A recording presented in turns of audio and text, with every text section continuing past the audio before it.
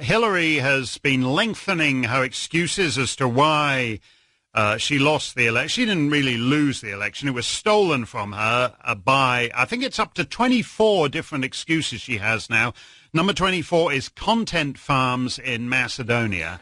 And as I said, my grandfather was a Macedonian content farmer, and we often think about, gathering on the porch and recalling the old days on the Macedonian. He never thought that the old content farmers he left behind in Macedonia would one day steal the U.S. presidential election. They are gnarled, hard-working Macedonian peasants, and the way they were able to reach out and steal the election from a well-oiled machine headed 14, 22, 15, and 934. These are not numbers. These are individual Macedonian lives. The first three numbers, 14, 22, and 15, represent the number of deaths from the coronavirus from this past Saturday through Monday, October 24 through 26. The last number, 934, is the total number of Macedonian deaths from the coronavirus. Again, individual Macedonian lives lost. One of those was the colorful politician Amdi Bajram, a leader of the Roma community in Macedonia since independence in 1991. Bajram, 64 years old, was admitted to the hospital a little over a week ago, and his family states that he died from heart disease, though reports also state he had contacted the coronavirus. His family held a large wedding for a granddaughter in Istanbul just before he entered the hospital. In the meantime, and in Bulgaria, Prime Minister Boyko Borisov has also contracted the virus. And while the Bulgarian Prime Minister quarantines, his government officials continue their battle to eliminate the Macedonian identity. Now we know what many of us have said and written all along for years, even decades, that some of Macedonia's neighbors, notably Greece and Bulgaria, do not, never have, and never will recognize the Macedonian people and identity, language, or even the country. As the so-called, quote, Treaty of Good Neighborliness, unquote, between Macedonia and Bulgaria is implemented, we now know that the Bulgarians object not just to the Macedonian identity or language, but also to the name of the state, Macedonia. The Bulgarian government most recently vetoed Macedonia's participation in Frontex, the European Security Service. The problem? The Macedonian language, according to the European Commission itself. Macedonians, the region, and the world were told that once Macedonia agreed to Greece's demand, there would be no more problems. Those making these claims were nothing but bloody liars. We'll discuss all of this and more on this episode of the Macedonian Content Farmers Podcast. I'm Jason Miko, coming to you from the foot of the Catalina Mountains in Oro Valley, Arizona. And this is Cvetin calling in from Skopje in whatever this country is called now. Wow. It's weird. Yeah, let's start with that because some of the most recent news confirms that the government of Macedonia is working, I believe they're calling it an annex to this so-called Treaty of Good and Neighborly Relations between Macedonia and Bulgaria, which was signed, 3 years ago, I think, under the government of Zoran Zaev and Ali Ahmeti, with Nikola Dimitrov, then the foreign minister, now the EU minister, quote-unquote, leading the charge to sign that, which was supposed to, like the so-called Prespa agreement, or Prespa Treaty, was supposed to solve all the problems between Greece and Bulgaria back then. And now we learn that in the past, year and a half, 2 years, the issues have been on issues of history, Gotse Delchev, language, etc. And now, according to reports, it's also the name. According to the government of Macedonia, I'm using air quotes, government of North Macedonia. Now, even that is problematic for the Bulgarians. They said they didn't like it initially. We told them, okay, maybe you figure it out with the Greeks and tell us what you come up with between yourselves, Bulgaria and Greece. But apparently they didn't. So now we're in trouble again. So what do the Bulgarians want? Well, when the territory of Macedonia, the Ottoman province of Macedonia, was partitioned in 1913, and this was the province which, Vemero was founded in 3-4 days ago that day in 1893. So we just recently had the anniversary of the founding of the Vemero, the organization formed to create an independent state. They obviously didn't want to create it in this little statelet we have now, the Republic of Macedonia, the ambition was much greater. It was to include Salonika, Solun, the major Nash. port. Yeah. It was to include the surrounding areas called Aegean Macedonia, this territory which is now Vardar Macedonia or Republic of Macedonia, and Pirin Macedonia, a piece of land around the city of Gorna Jumaya, now Blagoevgrad, and Mount Pirin in Bulgaria now. So when this territory was partitioned, Bulgaria grabbed the littlest piece, Pirin Macedonia. Serbia grabbed the second, the middle-sized piece, which they called Vardar Macedonia, Republic of Macedonia today, and Aegean Macedonia went to Greece, the biggest and the richest, most prosperous part. Now, Pirin Macedonia in Bulgaria is in the north of the entire province of Macedonia. So when we say North Macedonia, Bulgarians were saying, well, yeah, but maybe you think when you say North Macedonia, maybe you imagine some future unification of Republic of Macedonia and our province, Okrug, they call it, not a county, no, it's more than a county, like a province of Pirin Macedonia, or they're careful not to call it Macedonia, they call it, I think, Blagoevgradsky Okrug, around the capital city, even though historically it would be called Pirin Macedonia. But just like the Greeks didn't want to use the name Macedonia, also the Bulgarians were a bit wary about developing a separate identity in Pirin Macedonia. And now they say, well, listen, we are now they keep coming up with new disputes, new issues, which we need to solve before they allow us to open the EU accession talks. And now they say, okay, Goca Delchev, other historic figures, you need to declare them Bulgarians. The language is Macedonian, and the nationality of Macedonians, you need to redefine it as something derived from the Bulgarian language and nation. And now even the name which you painstakingly agreed to with the Greeks, and you didn't agree to actually, you were forced to accept by international pressure. Now even the name North Macedonia is problematic, and back to the drawing board with that as well. This is, and again, as I mentioned in the monologue, you and I and many, many others have written and said this for years, probably for decades, that there would never be an end to the changes. And you mentioned a unification there, and we'll get into the issue of Albanian unification in a moment, because that's the latest to rear its ugly, double-headed face. But why do people believe that? And this is something I wrote the other week and it's an Orwell quote, that some ideas are so stupid that only intellectuals will believe them. And and that applies to, the members of the United States State Department, the members of the European Union, the bureaucrats and elected officials, NATO officials, etc. Obviously, the Macedonian government and the so-called intellectuals within Macedonia, etc. That they actually believe that Macedonia kowtows, makes all these changes, humiliates itself, kneels, bows, scrapes before Bulgaria and Greece and others, and that somehow once Macedonia and the Macedonians do this and abase themselves and give up everything that makes Macedonia and the Macedonians unique, that somehow these people will graciously allow the Macedonians to join their stupid little clubs. But this isn't true at all. Again, some ideas are so stupid, only intellectuals will believe them. And we were told with Greece and the so-called Prespa agreement that was the end. That was the end of it all. And now we knew that, and we said that the Bulgarians would do the same thing. And and even if all of this happens, this so-called annex is passed, and it'll all be linguistic gymnastics that the government of Macedonia will claim, well, it says this, but it means this, blah, blah, blah, blah, blah.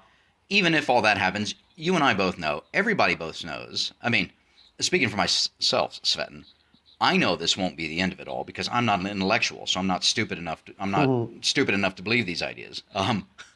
But this won't be the end. The Albanians will demand something. The Serbs will demand something. The Turks, name your people. There will always be demands made of the Macedonians until the Macedonians cease to exist. Or we start fighting back and rejecting them, like Gruevski did. Like, okay, you have a claim on some historic figure, fine, I'll build a 10-meter monument of him in downtown Skopje, and you look stupid before your own voters in Greece or Bulgaria or wherever, because you can't force me to remove it. Yeah. And this was, and as a result, neighboring countries stopped making demands because they realized they couldn't break him.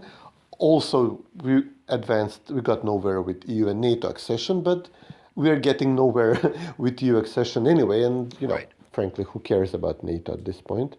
So Bulgarians, they see that that Zaev was willing to amend the constitution and accept huge list of demands from Greece into the constitution.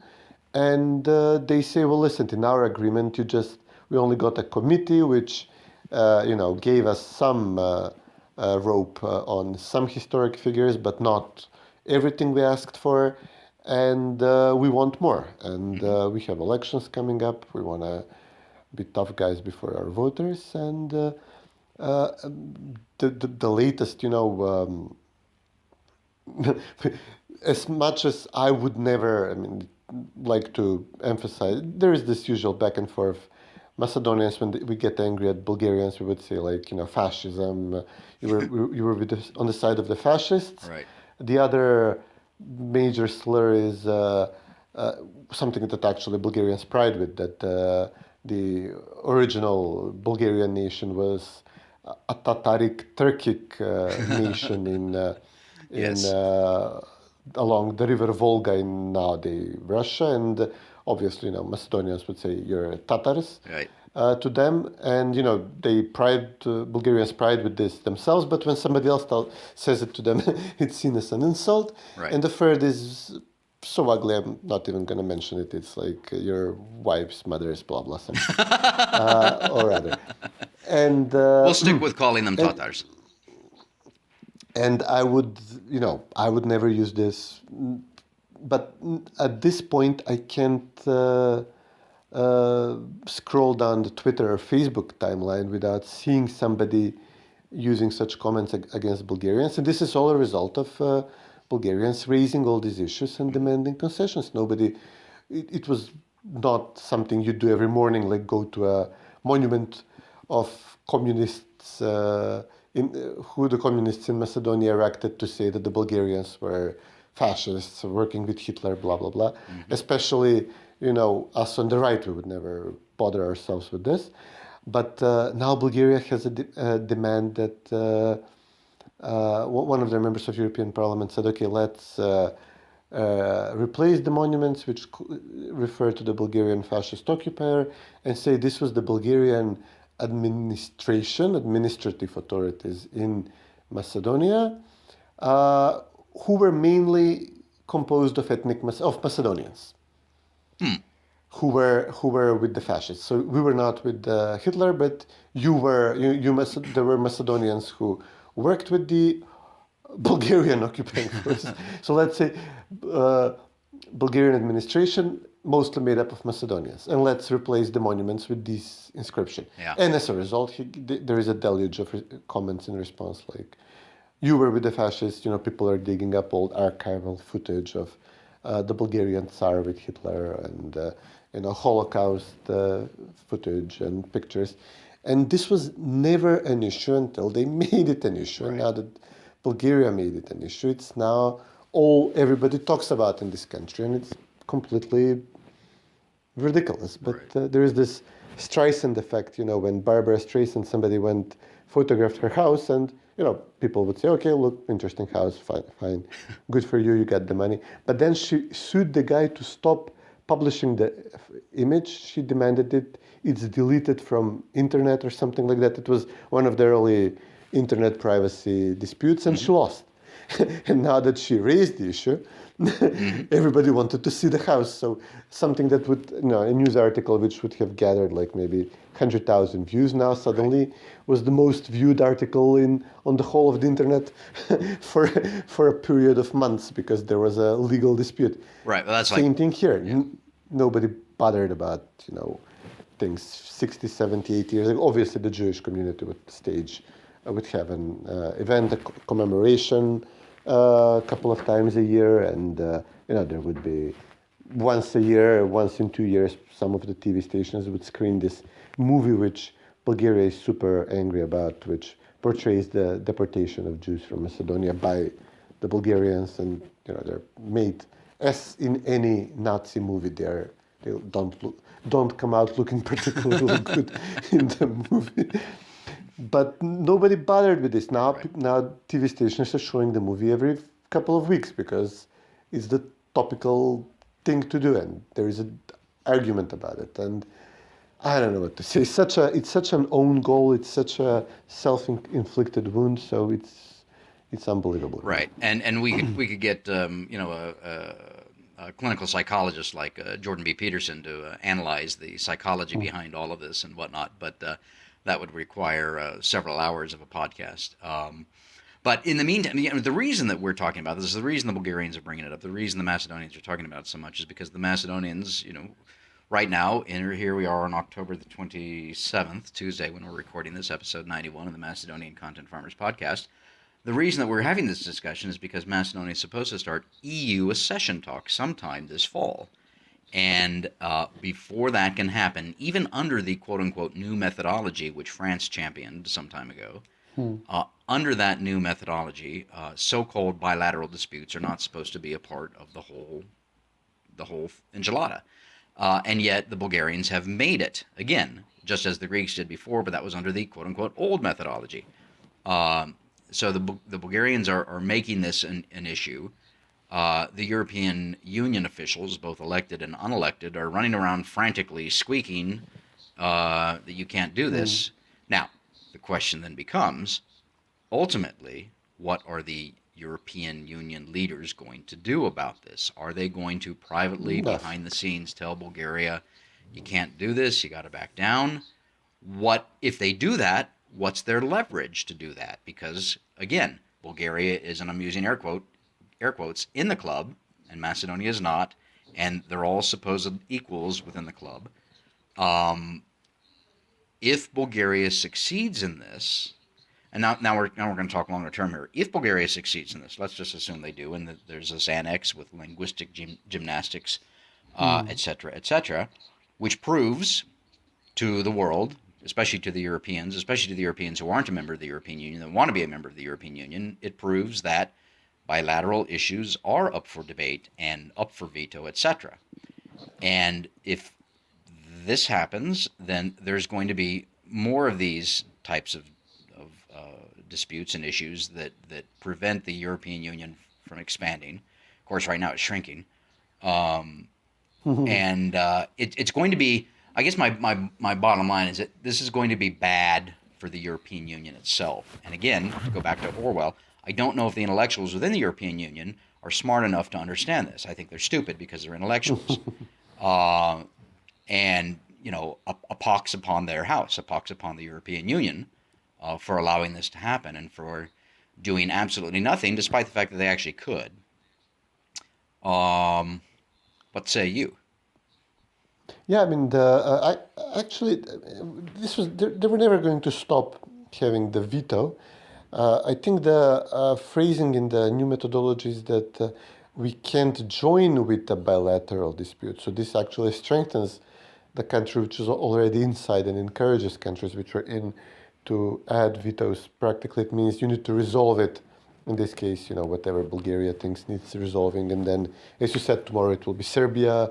Romania will likely at some point claim the Vlach minority in Macedonia and demand, they're called Romanians or are Romanians in the constitution. And, Montenegro will come up with a claim and for something. I mean, this is now pushing toward the absurd, but once we've made the principle, I mean, why wouldn't they? And then there was for example, there is the veto power. Greece is now using the veto power. It's blocking sanctions against Belarus. It's demanding sanctions against Turkey because they're apparently in a fight with the Turks over the gas and oil finds and the islands and whatever. Now that Turkey is becoming much more assertive.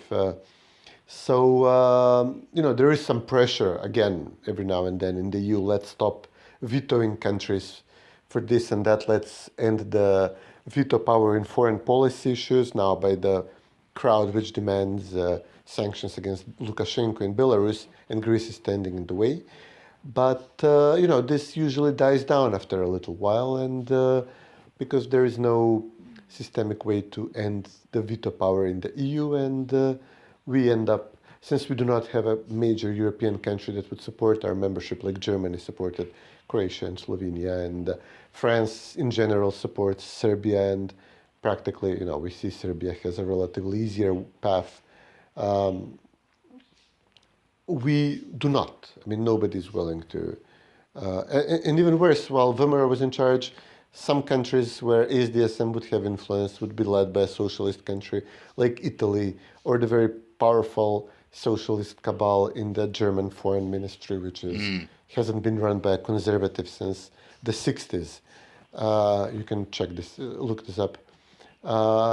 And they would not only not use what leverage they would have to help Macedonia, they would actually actively use what leverage they had in the EU to harm Macedonia, because Vimera was running the place. ASDSM would work to harm Vimera. Now it's vice versa. Now Vimera has some leverage with the Visegrad countries, right. And the enlargement commissioner is from Hungary, so which is the biggest supporter at this point of Vimera. And obviously, Vimera won't lift a finger. I mean, I am personally, to some degree, glad that Zaev is having all this trouble with Borisov, not least because you and me and a bunch of others were saying that this is exactly what's going to happen, and now we're vindicated. It is damaging. It hurts to see your own country blocked.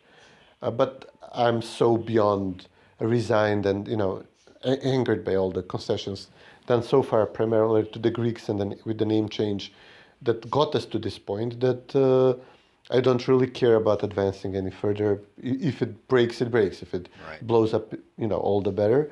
And, besides, by the way, if you've seen the latest pictures of Nikola Dimitrov, he does not look very good. Oh, the ones where he's picking mushrooms out in the countryside? Yeah. The curse is actually apparently starting to work its way up. Well, both his hands are going to wither, I think, not just his right hand. Yeah, and the lake where he signed the treaty. I'd be careful about picking wild mushrooms. You got to know what you're eating. I'm no botanist or anything like that, but I do know that some mushrooms will kill you if you're not careful. So I'm assuming he knows which ones are the correct ones to pick and eat and which ones are not. But we'll see. That's all what diplomats do in this country, hike, and they're all outdoorsy. I guess that's part of the job description for him. Well, yeah. So I understand your frustration. I hear it. We've talked about it a lot online, and when we get together, when I'm in Macedonia, etc. And I agree. I do think if I can add a little bit of optimism to this whole thing in a very strange and twisted way, that all of this is as we just talked about, is bad for the European Union, and it's not going to help the European Union, which, again, looking at it from your perspective and my perspective, I like that. I think that's fine, because if it hurts them, then maybe at some point it's a painful lesson, but it would be a lesson if they can learn it. Now, again, going back to Orwell, I think they're too stupid to learn it, but we'll just have to wait and see. Let's stop talking about the Tatars right now, the Bulgarians, and switch over to the Albanians, because I just saw this morning before we got online. Of course, every country in the region has its Albanian Americans for Biden, Macedonian Americans for Biden, Serbian Americans for Biden, etc. But they also have Serbian Americans for Trump and Macedonian Americans for Trump. And the latest is Albanian Americans for Trump, who put out an open letter to the Albanian American community. And they're actually a registered group. And they've got their list of things that they like about President Donald J. Trump. But I scroll down here and point number 7. Kosova, of course, is what they call their statelet. Kosovo is our unfinished project until we Albanians have national unification of Albania, Kosovo, Chameria, and all our territories, end quote. Now, all our territories, well, hell, that could include, parts of downtown Manhattan and the Bronx, because it's full of Albanians, parts of New Jersey, etc. Well, Albanians, big part of New York. I'm not even going to say anything about Albanians, and that should say everything you need to know about Albanians. So they would be exclaves, I guess, like Kaliningrad. Did I get that right? Is it Kaliningrad? Kaliningrad, yeah, it is kind of like an Exclave. exclave. Yeah, right.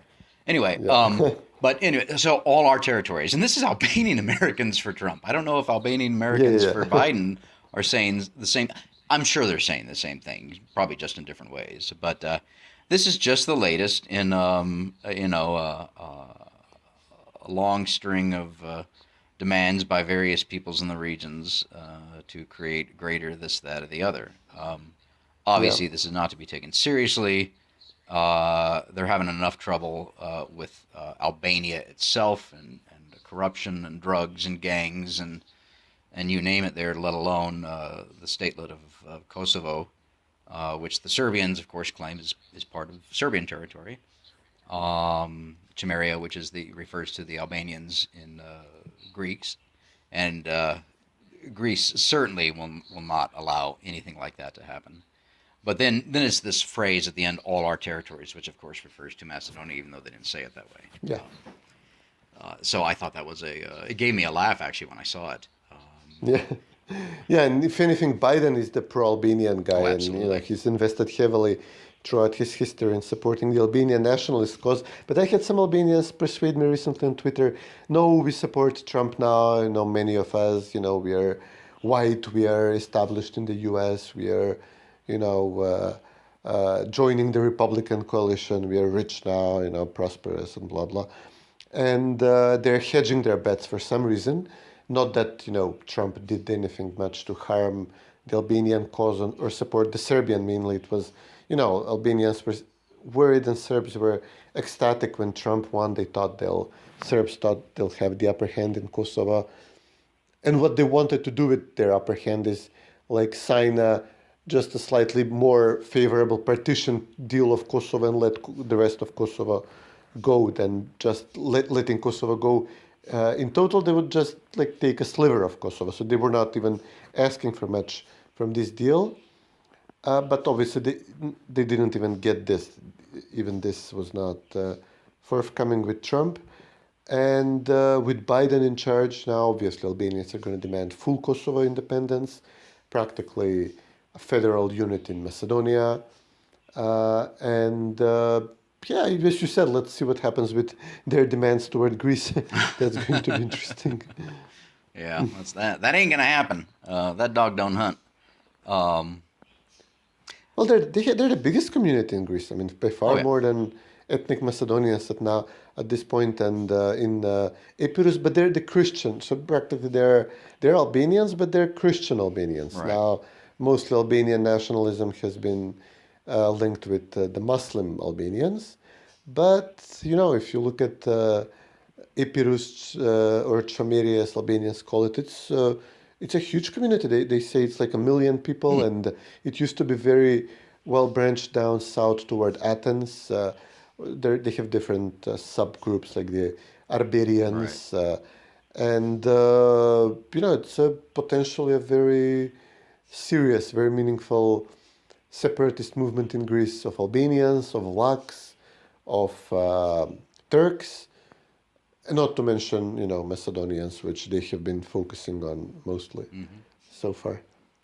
Right, but going back to, well, actually, first of all, I think the largest minority in Greece is the Turks. No, I think Albanians Really? are big. Okay. Yeah. Although again, we need to point out that the Greek, the Hellenic Republic, Greece, does not recognize any minorities whatsoever within its entirety, which goes against every European Union convention. But who cares? But going back to Biden, Yeah, they insist to call Turks like Muslim Greeks or something. Right. Just Muslims. Yeah, exactly. Yeah. Or they would say Vlachophone or Slavophone Greeks for Macedonians. They would be Slavophone Greeks. Vlachs, they would maybe sometimes say Vlachophone or Aromani speaking Greeks and or Albanian speaking Greeks. This is the best, the furthest they would give you. Right. Yeah. But going back to Biden real quick, I have to. Every time I have the chance to tell the story, I want to tell the story. During the war in Macedonia in 2001, led by Ali Ahmeti, who was literally trying to split the country in two under his so-called National Liberation Army. The question remains: national liberation for what? It was a war to split Macedonia in two. It was a war for power and spoil and drug routes and human trafficking routes and things of that nature. But anyway, Boris Tchaikovsky was the president at the time. He went to Washington, D.C. at the invitation of then President George W. Bush. I think it was first couple of days of May 2001. Met with Joe Biden, who at the time was he was in the Senate. He was not chair of the Foreign Relations Committee, but a month later he would become chair of the Foreign Relations Committee. And he had been chair of the Foreign Relations Committee before that. But anyway, that's a longer story.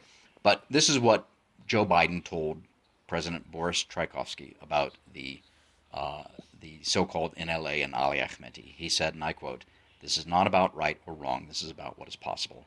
Joe Biden didn't care what was right and what was wrong. He wanted the problem, the war, to go away. And his message to Boris Tchaikovsky at the time was, just make it go away. If you have to sue for peace, sue for peace. Do whatever it takes. Because it doesn't matter that you're right and the Albanians are wrong. We don't care. Just stop it. And so that's why I think Joe Biden is a... but anyway. No objection here. Let's pivot back here to what I started with in the monologue here, and that is this terrible these terrible numbers of the coronavirus and taking individual Macedonian lives. I threw out these numbers over the past 3 days. Saturday, Sunday, Monday, 14, 22, and 15 Macedonians have died, which is 22 being the highest number since this whole thing began. We're at 934 deaths in Macedonia as of Monday. We don't know today's numbers, Tuesday the 27th as we record, but we can assume they're pretty high as well. Numbers just keep going up, number of positive cases, number of hospital beds in use. And then... and I was this weekend. I was completely. It's one of those great weekends, Cvetin, when I was up in the northern parts of Arizona, up in pine country, and seeing some of the great beauty that God has created in my own state. And meaning I was totally away from cell coverage or the interwebs or anything like that. So no cell, no internet, no nothing for 3 days, which was glorious. And then to come back and find out that Amdi Bajram has died. Leader of the Roma community in Macedonia since independence in 91, but long before that, I'm sure. 64 years old, not very old. He was obviously overweight, probably had a number of other health issues. Family said that he died of heart disease. And as a number of outlets reported, he held a large wedding for his granddaughter in Istanbul. Not actually in Istanbul, but I think on a boat outside of Istanbul, right? Yeah. Okay. 10 days ago or something like that. And then this big wedding, roundly criticized for it, comes back to Macedonia, goes to hospital, and promptly dies. So, what can you tell us about that? Yeah, they're now trying to track down all the people he flew to Istanbul after he had to cancel the wedding in Skopje after outrage in the public. He flew them to Istanbul, like hundreds of people, some say 300, chartered a boat, and had the wedding there. And then they all flew back, and now everybody in the plane, everybody on the boat, everybody around him is suspect. They had a huge funeral, so it was not enough that the wedding was, a spreader event. Now the funeral likely served the same purpose. And the families, the police and the healthcare ministry, they say they're not cooperating. We're trying to track them down. This is the Shutka, the Roma neighborhood in Skopje. They're ignoring us, they're shutting the doors, they're not picking up the phone, and we can't map out who was with him all the people who were at the wedding and then who lives with them, who they are in touch with. So it's a huge mess. But, there is, since a month ago, the numbers of infections started spiking. As the weather got colder, people are obviously getting the sniffles and testing and more susceptible to viruses and the flu, and now this type of flu. And now, as of last week, the deaths are catching up with infections. So infections went from what was at most 250 a day during the summer and the spring. Now we easily have just under 600, so the numbers have doubled from what was the worst number of daily infections before. Now we have that's twice that is now a normal day in Macedonia. And the deaths would go from 3 up to 5, and most extreme cases to 15 would be during the summer. Now we have 12, 15 daily and up to 22. Wow. So it's really ugly. Most of them above 50, above 55 years of age. But every day you have today there was a youngish early 40s police commissioner in Veles, former sportsman, healthy guy, beloved in the city. Shortly before there was this computer guy who was very known on social media. He was under 40, I think. So it's, and they died. Every day. They died. So every day there is some case like that, and hospitals are full. The healthcare minister is politicizing the role. So basically, Wemer is criticizing him and going after corruption in his case, which is very legitimate and very actual, very real. The healthcare minister is building clinics. He's building apartment buildings all across the city on a healthcare minister's salary. There is no testing while his relative runs the corona testing in one of the private clinics, so there is not enough capacity in the public sector. But his family is, literally when you go take out a slip from one of the private clinics, overpriced, 4,000 dinars, 65 euros just for the test. It literally has the signature of a relative of the healthcare minister who works for the private clinic. Yeah. So, people are saying, come on, this is absurd levels of corruption. And, Wemer would accuse him of this. There was the earlier extortion scandals, which we discussed with Den Donchev. And Filip, the healthcare minister, now responds to Wemer by pointing to Wemer officials who had, this is what SDSM loves to do. They had a gathering, a meeting, an event somewhere, and, most were not wearing masks.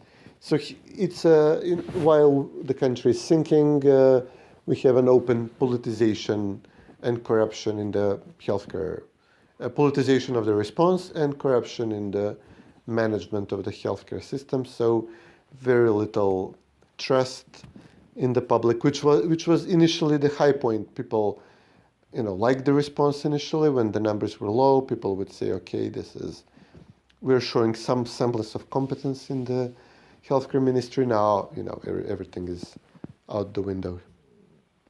Right. And I understand that Oliver Spasovsky has tested positive as well. He's the interior minister, right. who said he will start sending police to individual homes to see if they're celebrating their winter feasts and with more than 4 guests, and who asked neighbors to spy on their neighbors and report them if they're having visitors. Now the interior minister is also out of commission. Incredible. And of course, he's been in contact with a number of party officials and others over the past couple of days. And there's actually pictures of him, over the past few days with others not wearing masks. So that'll be interesting to see what happens there. Yeah, but the healthcare minister is dead set, and they were using even inspections in the past. So the inspection service was following, and a police unit were following the opposition leader to take a picture of him or find him sitting in a restaurant in less than 2 meter distancing or whatever.